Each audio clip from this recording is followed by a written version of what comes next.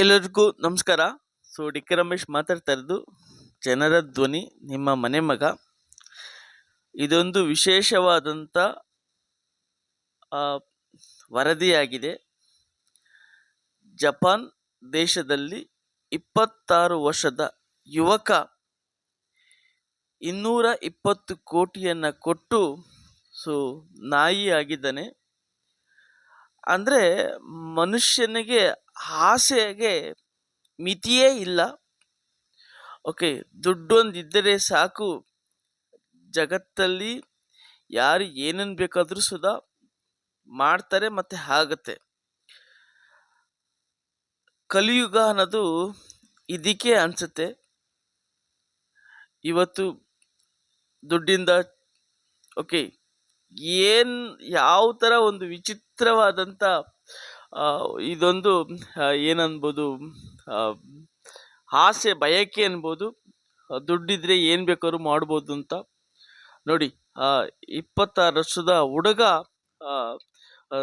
220 ಕೋಟಿ ಕೊಟ್ಟು ನಾಯಿಯನ್ನ ಆಗಿದ್ದಾರೆ. ಇದಕ್ಕೆ ಏನು ಹೇಳಬೇಕು ಅನ್ನೋದು ಗೊತ್ತಾಗ್ತಾ ಇಲ್ಲ. ಕಲಿಯುಗ ಇದೇ ನೋಡಿ, ಕಲಿಯುಗ ಅನಿಸುತ್ತೆ. ಮನುಷ್ಯನಿಗೆ ಯಾವ್ಯಾವ ಥರ ಎಲ್ಲ ಆಸೆ ಇರುತ್ತೆ ಅನ್ನೋದಕ್ಕೆ ಇದೊಂದು ನೈಜ ಉದಾಹರಣೆ ಅಂತಲೇ ಹೇಳ್ಬೋದು. ಓಕೆ, ನಿಮ್ಮ ಅನಿಸಿಕೆನ ಕಮೆಂಟ್ ಮಾಡಿ. ಮತ್ತು ಇದೆಲ್ಲ ಫುಲ್ಲು ಸಿಕ್ಕಾಪಟ್ಟೆ ವೈರಲ್ ಆಗಿದೆ. ಓಕೆನಾ, ಇದು ಆಗಿರೋದು ನಿಜವೋ ಸುಳ್ಳೋ ಎಂಬುದನ್ನು ಯಾರು ತಿಳಿದೋರಿದ್ರೆ ಸರ್ಚ್ ಮಾಡಿ ಕಮೆಂಟನ್ನು ಮಾಡಿ. ಒಂದು ವಿಡಿಯೋ ಮಾಡಬೇಕು ಅನಿಸ್ತು, ಹಾಗಾಗಿ ಈ ಒಂದು ವಿಡಿಯೋನ ಮಾಡಿದ್ದೀನಿ. ಸಬ್ಸ್ಕ್ರೈಬ್ ಮಾಡ್ಕೊಳ್ಳಿ, ಸಪೋರ್ಟ್ ಮಾಡಿ. ಒಳ್ಳೊಳ್ಳೆ ಜಾಗೃತಿಗಾಗಿ ವಿಡಿಯೋನ ಮಾಡ್ತಾ ಇದ್ದೀನಿ.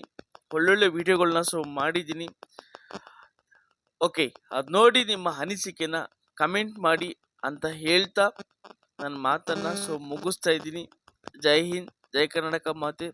ಎಲ್ಲರಿಗೂ ಸುಧಾ ಒಳ್ಳೆಯದಾಗಲಿ. Thank you so much.